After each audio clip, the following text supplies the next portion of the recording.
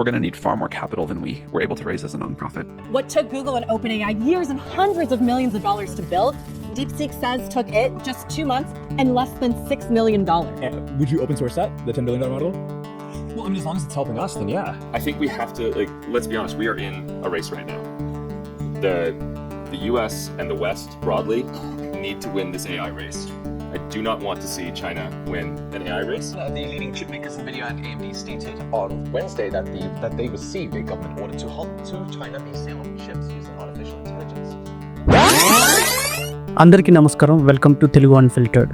Open ఏఐకి చెందిన ChatGPT, Anthropic కంపెనీకి చెందిన క్లౌడ్ ఏఐ, గూగుల్స్ జెమినై, వాట్సాప్లో మనందరం వాడుతున్న ఓపెన్ సోర్స్ మోడల్ లామా, ట్విట్టర్లో వాడుతున్న గ్రోక్ ఏఐ.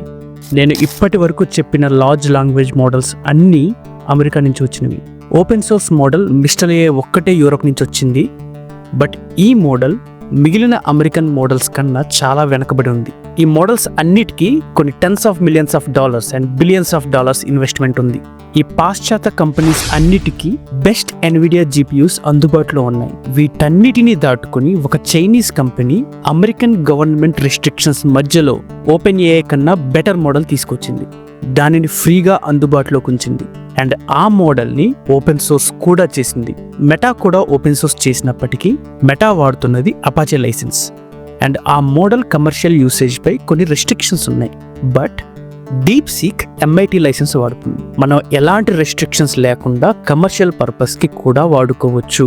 ఇంత కటింగ్ ఎడ్జ్ మోడల్ తయారు చేయడానికి చైనీస్ కంపెనీకి అయిన ఖర్చు కేవలం 100 కోట్లు. ఇన్ కంపారిజన్ మన ఇండియన్ కంపెనీ అయిన ఓలా కృత్రిమ్ 1000 కోట్లు ఫండ్ రైజ్ చేసింది. అంటే ఇండియా కన్నా 10 రెట్ల చీపర్ కాస్ట్తో డీప్సీక్ దీనిని అచీవ్ చేసింది. ఇంతకీ ఈ డీప్సీక్ R1 ఎలా వాడాలి? chat.deepseek.comకి వెళ్తే గూగుల్ లాగిన్ ఆర్ ఈమెయిల్తో లాగిన్ అయ్యి దీనిని మనం ఫ్రీగా యాక్సెస్ చేసుకోవచ్చు. లేదా ప్లే స్టోర్లో డీప్సీక్ అని సెర్చ్ చేయండి. ఇప్పుడు ఇది నెంబర్ 1 ట్రెండింగ్ అప్లికేషన్. అసలు ఇంతకీ ఓపెన్ఏఐ O1 అంటే ఏంటి, డీప్సీక్ R1 అంటే ఏంటో చూద్దాం. చాట్‌జిపిటి ఫ్రీ అకౌంట్ వాడుతున్నప్పుడు ఇంటర్నల్గా వాడేది GPT-4o మినీ. ఈ మోడల్ పేరుని మీరు టాప్ లెఫ్ట్ కార్నర్లో చూడొచ్చు. అదే మంత్లీ $20 పే చేస్తే అంటే ఇండియన్ కరెన్సీలో దగ్గరలో 1700 మనకి అడ్వాన్స్ మోడల్ అయిన O1కి యాక్సెస్ వస్తుంది. ఈ మోడల్ మ్యాథమెటికల్ ప్రాబ్లమ్స్, కోడింగ్ ప్రాబ్లమ్స్ని బెటర్గా సాల్వ్ చేయగలుగుతుంది. ఎంత డిఫరెన్స్ అంటే ఒకసారి బెంచ్ మార్క్స్ చూద్దాం. ఇవన్నీ మోడల్ పర్ఫార్మెన్స్ని ఎవాల్యుయేట్ చేయడానికి వాడే popular bench marks. First bench mark AME అనేది American high school students international mathematics olympiad వెళ్ళడానికి రాసే ప్రిలిమినరీ కాంపిటేటివ్ ఎగ్జామ్. దీనిలో 15 ప్రశ్నలు ఉంటాయి, 3 గంటల వ్యవధి ఉంటుంది. అన్ యావరేజ్ ఒక అమెరికన్ స్టూడెంట్ 35 నుంచి 40% స్కోర్ చేస్తాడు. కానీ దీంట్లో డీప్సీక్ R1 మోడల్ 79.8% స్కోర్ చేసింది. అంటే GPT-O1 కన్నా ఎక్కువగా. అలాగే మిగిలిన చాలా బెంచ్ మార్క్స్లో ఓపెన్ఏఐ O1ని ఇది దాటేసింది, కానీ కొన్నిట్లో చాలా తక్కువగా వెనకబడింది. వీటన్నిటికన్నా ఇంపార్టెంట్ విషయం ఏంటి అంటే డీప్సీక్ R1 తీసుకొచ్చిన డిస్టిల్డ్ మోడల్స్. ఈ మోడల్స్ని ఇంటర్నెట్ పవర్ఫుల్ GPS లేకపోయినా మన మొబైల్ ఫోన్స్లో, ల్యాప్టాప్స్లో రన్ చేసుకోవచ్చు. ఈ డీప్సీక్ డిస్టిల్డ్ మోడల్స్ ఇప్పుడు ఉన్న అన్ని మోడల్స్ కన్నా టాప్లో ఉన్నాయి. ఈ టెక్నికల్ డీటెయిల్స్ గురించి, బెంచ్ మార్క్స్ గురించి ఇన్డెప్త్గా ఇంకొక వీడియోలో మాట్లాడుకుందాం. కానీ ఈరోజు మన టాపిక్ పొలిటికల్ ఇంపాక్ట్. ఇది అమెరికాకి ఒక పెద్ద సవాల్ అని చెప్పాలి. చైనా ఒక కాపీ క్యాట్ అని, మా ఇంటలెక్చువల్ ప్రాపర్టీని దొంగిలిస్తున్నారని చెప్పుకునే అమెరికా ఇన్ని శాంక్షన్స్ మధ్యలో అతి తక్కువ రిసోర్సెస్తో ఒక న్యూ ఇన్నోవేటివ్ ప్రోడక్ట్తో రావడం అమెరికా జీర్ణించుకోలేకపోతుంది. అమెరికా సెక్యూరిటీ రీజన్స్ చెప్పి హువాయ్ ఫోన్స్ని, 5G నెట్వర్క్స్ని బ్యాన్ చేశారు. కానీ చైనా నుండే వరల్డ్స్ ఫస్ట్ ట్రైఫోల్డ్ ఫోన్ని తీసుకొచ్చారు. మిలిటరీ యూసేజ్ పేరుతో ఎన్విడియాస్ పవర్ఫుల్ GPUస్ని బ్యాన్ చేశారు. కానీ ఆ లిమిటేషన్స్ మధ్యలోనే ఈ డీప్సీక్ని తీసుకొచ్చారు. డెమోక్రసీ, హ్యుమానిటీని కాపాడడంలో ఛాంపియన్ అని చెప్పుకున్న దేశం ఇలా చేయడం.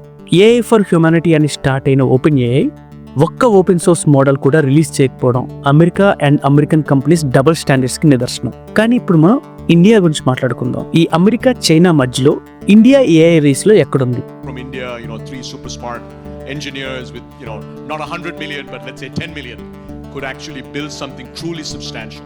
Look, the way this works is we're going to tell you it's totally hopeless to compete with us on training foundation models. You shouldn't try, and it's your job to try anyway. కానీ దీన్ని DeepSeek wrong అని prove చేసింది. అదే $10 million కన్నా తక్కువ తక్కువ ఖర్చుతో China చేయగలిగినప్పుడు India ఎందుకు చేయలేదు? చేసి తీరాలి కూడా. ఎందుకు చేయాలి అంటే ఒక ఎక్స్పెరిమెంట్లో భాగంగా 2030కి ఇండియా చైనాల్లో ఏది డెవలప్ అయ్యే ఛాన్స్ ఉంది అని నేను అడిగినప్పుడు ChatGPT ఇండియా అని చెప్తే DeepSeek చైనా అని చెప్పింది.